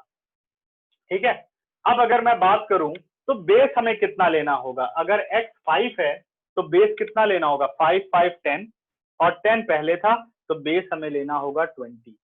अब इसके प्रैक्टिकल यूजेस पर आए। जैसे मान लो अपने पास 3 कोई भी आयरन रॉड थी जिनकी लेंथ 10 सेंटीमीटर थी, और मैं किसी भी एक वेल्डर जो होते हैं उससे एक ट्रेपीजियम विंडो बनवाना चाहता हूं, लेकिन मेरे पास थर्ड रॉड नहीं है। लेकिन मैं ये चाहता हूं कि ऐसी विंडो बने जिसमें से मैक्सिमम लाइट पास हो। तो मैक्सिमम लाइट पास होने का मतलब है जिस विंडो का एरिया मैक्सिमम होगा। अगर मैं सिंपल उससे बात करता हूँ वेल्डर से, भाई एक मेरे को ट्रेपीजियम विंडो बना दो, तो कैसे ही बना देगा, पता नहीं मैक्सिमम लाइट पास होगी कि नहीं होगी। लेकिन अगर मैं इस कैलकुलेशन के थ्रू जाऊं तो मुझे पता चल गया कि भाई एक 20 सेंटीमीटर की रॉड नीचे लगा दे, अब जो ट्रेपीजियम बनेगा उसका एरिया सबसे मैक्सिमम होगा। वो क्या करेगा, ऐसे दोनों रखेगा और नीचे 20 सेंटीमीटर लगा के 1 2 3 4 टाँके लगाएगा और आपकी विंडो तैयार होगी। ठीक है, और आपको पता है कि मैंने जो विंडो बनवाई है इसका जो इसमें से जो लाइट पास होगी वो सबसे मैक्सिमम होगी। क्लियर हुआ? ठीक है, अब बताओ मुझे कोई डाउट।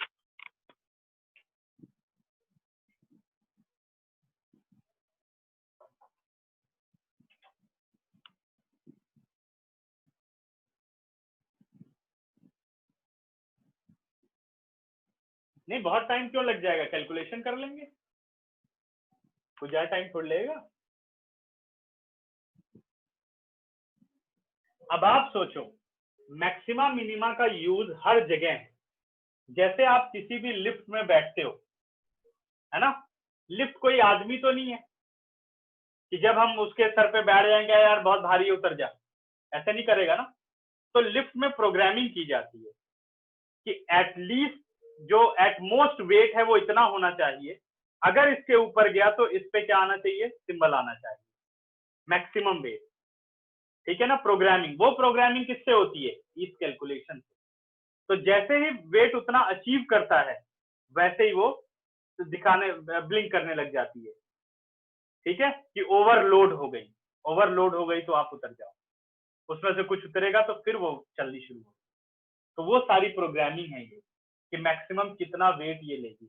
अगर वो एग्जैक्टली कर दे कि एग्जैक्टली 20 किलो, मान लो ये लिख दिया, मैक्सिमम मिनिमम पता ही नहीं है, एग्जैक्टली 20 किलो, तो एग्जैक्टली 20 किलो में अगर 5 किलो का कोई चढ़ेगा या 10 किलो 15 किलो का कोई चढ़ेगा तो चलेगी नहीं, है ना। तो इसलिए क्या हुआ, एटमोस्ट हुआ कि भाई एटमोस्ट इतना वेट ये लेकर के चल सकती है। अब वो चाहे 0 वेट हो तब भी वो चलेगी। तो वहां इन सब चीजों का काम है मैक्सिमम मिनिमम का। किसी भी आप रबड़ को देखो, अगर एक रबड़ बनती है जो सिंपल सी रबड़ होती है जिससे हम कोई चीज पैक करते हैं, अगर उसको आप खींचते चले जाओ तो कुछ टाइम के बाद वो टूट जाती है। अब जो कंपनी उसे बना रही है वो क्या सोच करके बनाती है कि मैक्सिमम इससे वो कितना डॉक्यूमेंट अपना होल्ड कर सकता है, तो ये इतना मैक्सिमम खींच सकती है, इस हिसाब से उसमें मटेरियल डालो और इतनी बड़ी एक रबड़ बनाओ। बंजी जंपिंग करते हैं जो बच्चे, उछलते हैं, या देखते नहीं हो जो क्या कहते हैं उसको, मुझे पता नहीं है, पैरों में बांध करके कूदते हैं बहुत ऊंचाई से।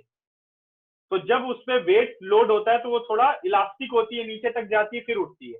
अब मान लो इलास्टिक हो ना, उस पर ध्यान ही ना लगाया जाए और सिंपल रस्सी में बांध के कूदा दो, पैर ऊपर रह जाएंगे, इंसान नीचे चला जाएगा, बॉडी आधी टंगी रह जाएगी अगर उतने ऊपर से कूदेगा। ये सब कैसे बनता है, ये सब मैक्सिमम मिनिमा की ही एप्लीकेशन है कि मैक्सिमम जो लोड होगा इतना होगा, और इस लोड पे जब वो इतने ऊंचाई से गिरेगा तो इतने नीचे तक वो जाएगा, समझ गए, और उसके बाद फिर से वो ऊपर आएगा। तो ये सारी एप्लीकेशन है जो यूज की जाती है। अब मेरी बात सबको क्लियर हो गई कितना इंपॉर्टेंट है मैक्सिमम मिनिमा?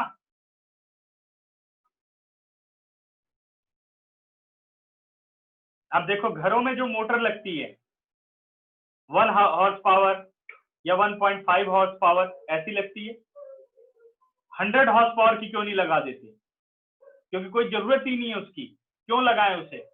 क्यों लोगों के लाख 2 लाख रुपए खर्च करवाएं? ना ही उतना पानी मिलेगा।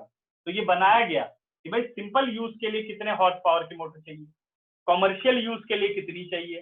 तो ऐसा थोड़ी है कि घर में लगा लगा के मोटर चेक कर रहे हैं कि 2000 मोटरें खराब कर चुके हैं, कुछ पता नहीं चला। सीधी कैलकुलेशन किया और सॉल्व हो गया कि भाई मैक्सिमम इतना वाटर का वॉल्यूम आ जाएगा। अगर 1 हॉर्स पावर की मोटर चलती है तो कितनी देर में टैंकी को फिल कर देगी, तो वो आ जाएगा कि भाई 2 घंटे में फिल कर देगी। तो ये सब चीज इसी से आता है, ये सारी कैलकुलेशन की जाती है। प्रथम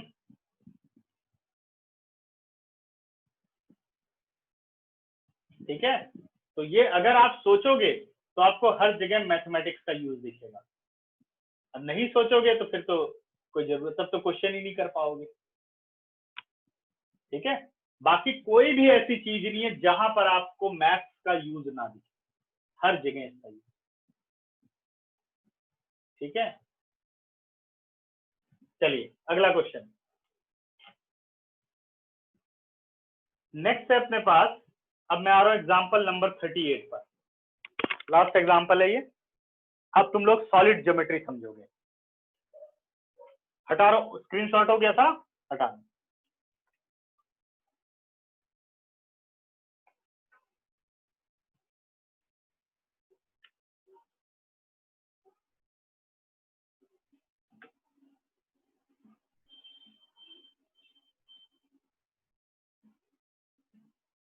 एक सिंपल सी पेन की रिफिल तक बिना मैक्सिमा मिनिमा के पॉसिबल नहीं है। अब ऐसे थोड़ी एक एक रिफिल में एक आदमी जो है इंक भर रहा है बैठ करके, मशीन से फिल होता है ना। तो कितने प्रेशर से फिल किया जाए, कितने के बाद दूसरी रिफिल आ जाएगी उसमें। ठीक है, फिल हुआ आगे बढ़ गई, फिर दूसरा फिल हुआ आगे बढ़ गई, कितना प्रेशर रखना है। ठीक है, इसलिए अब हम आ रहे हैं एग्जाम्पल नंबर 38 पर। 41 वगैरह खुद करना है बेटे मंजू, सारे एग्जाम्पल खुद ट्राई करने हैं। 41 तो ही पढ़ाना है मुझे, पहले हम इसे करेंगे। एग्जाम्पल 38।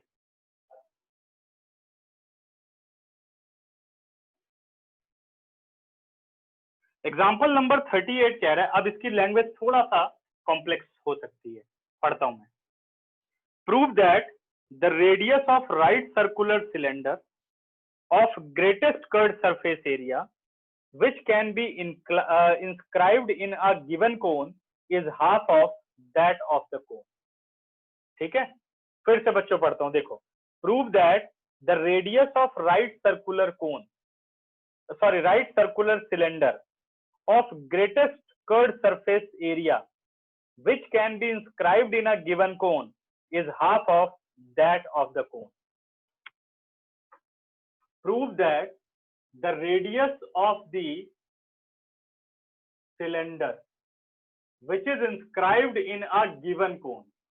इसका मतलब क्या है कि आपको जो कोन है, एक कोन दे दिया गया कि भाई ये कोन है, इसमें आपको एक ऐसा सिलेंडर इंस्क्राइब्ड करना है जिसका कर्ड सरफेस एरिया मैक्सिमम होना चाहिए। कर्ड सरफेस एरिया क्या होना चाहिए? मैक्सिमम। मिनिमम कभी नहीं बोलेगा बेटा ऐसे केस में, इंस्क्राइब्ड फिगर में, क्योंकि मिनिमम में आप कभी फिगर ही नहीं बना पाओगे। वो छोटे से छोटा सिलेंडर भी हो सकता है, ऐसा सिलेंडर हो सकता है कि जो हमें नेक डाई से दिखाई भी ना दे। ठीक है, तो एक सिलेंडर बनाना है जिसका कर्ड सरफेस एरिया, वॉल्यूम जो भी बोलेगा मैक्सिमम बोलेगा। कर्ड सरफेस एरिया मैक्सिमम होना चाहिए उस सिलेंडर का, और उस सिलेंडर का जो रेडियस है वो कोन के रेडियस की आधी होनी चाहिए। ये दो बातें आपको प्रूव करनी है। Prove that the radius of right circular cylinder of greatest curved surface area, greatest का मतलब maximum, which can be inscribed in a given cone is half of that of the cone. तो अब हम एक cylinder inscribe करते हैं। जैसे मान लो मैं यहां रखता हूं सिलेंडर का टॉप, तो हमें पता है सिलेंडर की बाकी दोनों एजेस क्या होती है? पैरेलल होती है। तो ऐसे आ जाएंगी वो।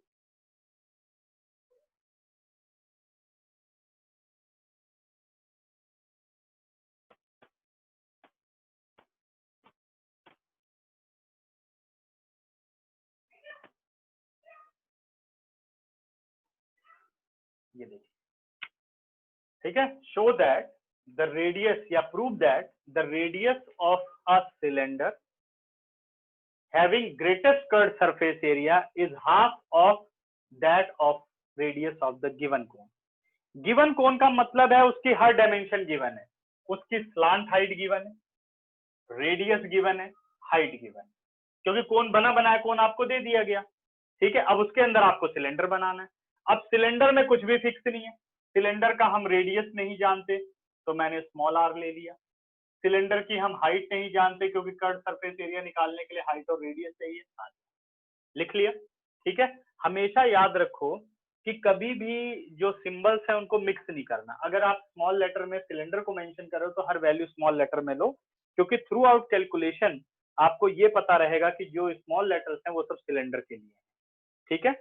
अब मैं कोन के लिए ले रहा हूं, कोन की रेडियस कैपिटल आर, कोन की हाइट बेटा कैपिटल एच, बाकी इसमें स्लांट हाइट की कोई जरूरत नहीं है तो इसलिए नहीं लेंगे, होती तो हम कैपिटल एल ले लेते, क्योंकि कोन सिलेंडर की कोई ऐसी चीज नहीं है जो स्लांट हाइट से रिलेट करती है, समझ गए।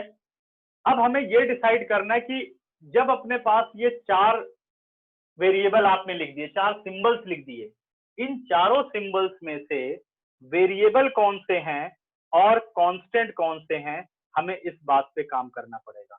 इन चारों में से वेरिएबल कौन से हैं और कांस्टेंट कौन से हैं। अब ध्यान से सुनो ये बात, कह रहा कोन इज गिवन, अगर कोन गिवन है तो मैं उसकी हाइट को नाप सकता हूँ, फिक्स रहेगी, उसकी रेडियस को नाप सकता हूँ, फिक्स रहेगी, तो ये दोनों बातें हो गई कांस्टेंट। सिलेंडर उसके अंदर बनाना है, सिलेंडर की डायमेंशन नहीं गिवन तो हमें बार बार सोचना पड़ेगा कि सिलेंडर की रेडियस कितनी लूं, 5 सेंटीमीटर लूं, 2 सेंटीमीटर लूं, 3 सेंटीमीटर लूं, ठीक है ना। तो हाँ जी केशव, कोई दिक्कत?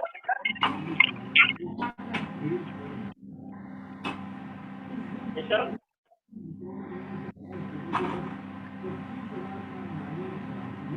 बेटा वॉइस प्रॉपरली नहीं आ रही है, या तो आप टेक्स्ट कर दो नहीं तो म्यूट कर दो।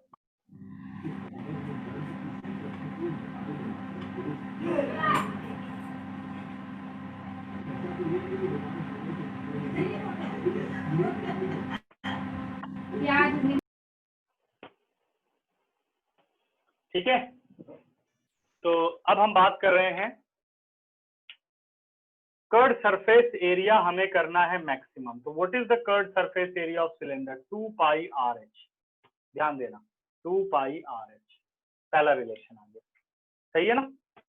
इसे हमें करना है मैक्सिमम, यानी इसे डिफरेंशिएट करना है, जहां पर स्मॉल आर और एच क्या है, वेरिएबल है, इसे विद इन अ वेरिएबल करना है बाय यूजिंग दिस रिलेशन। अब देखो आप इसे कैसे सॉल्व कर सकते हो।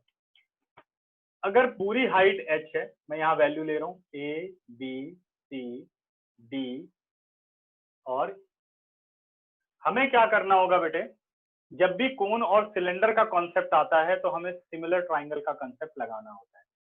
तो अब आप कहोगे because triangle ABC similar triangle ADE, कौन सा कॉन्सेप्ट लगा होगा? Angle A common in both, angle B is equal to angle D each 90। तो A क्राइटेरिया से ये सिमिलर हो गई, लिखने की जरूरत नहीं, बस ये लिखोगे because triangle is similar, therefore AB upon AD is equal to BC upon DE। अब ये सारी वैल्यूज रखो, AB is capital H minus small h, यही आ जाएगा। What about AD? AD is capital H, BC is small r और DE is capital R। ठीक है, अब क्या करता हूं, थोड़ा और सिंप्लीफाई करता हूं, कैपिटल H और capital H minus small h upon capital H is equal to small r upon capital R, h से h कट गया, 1 minus small h by capital H small r by capital R। This implies 1 minus r upon r is equal to h upon h। मैं r में क्यों बदल रहा हूं? क्योंकि r को प्रूव करना है, स्मॉल r को half of the radius of the cone, इसलिए मैं प्रेफर कर रहा हूं कि मैं वेरिएबल h को बदलूं इन terms of r, variable h को बदलूं इन टर्म्स ऑफ r। अब ध्यान दो, तो यहां small r is variable, capital R is constant, small h is variable, capital H is constant. मुझे रिलेशन चाहिए h और स्मॉल r और स्मॉल h में, तो मैंने लिख दिया small h is equal to capital H1 minus r by r। अब यहाँ पे ध्यान दो, देखो सारा कांस्टेंट और वेरिएबल में हो गया, h r constant, 1 constant small r।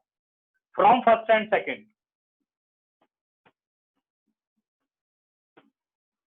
मैंने क्या किया, स्मॉल h की वैल्यू को रिप्लेस कर दिया, c is equal to 2 pi small r capital H 1 minus r by capital R।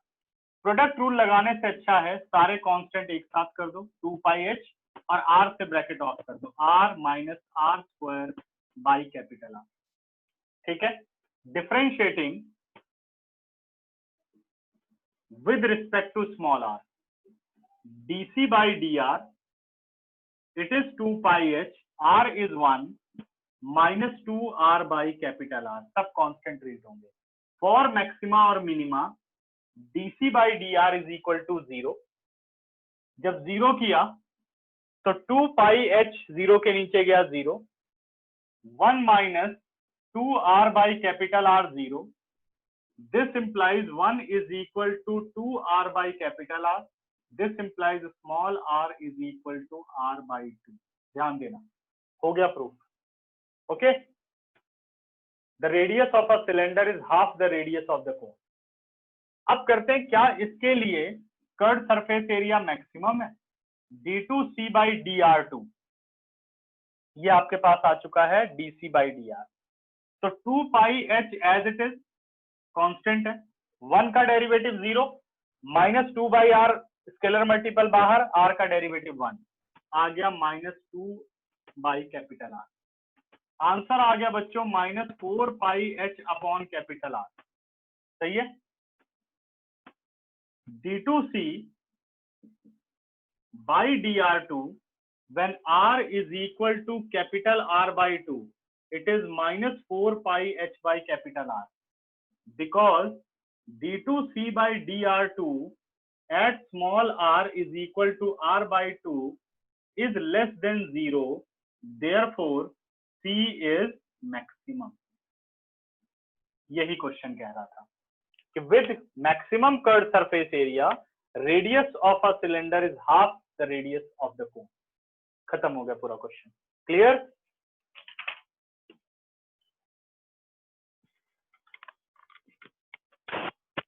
अब ध्यान से देखो और कोई दिक्कत हो तो मुझे बताओ।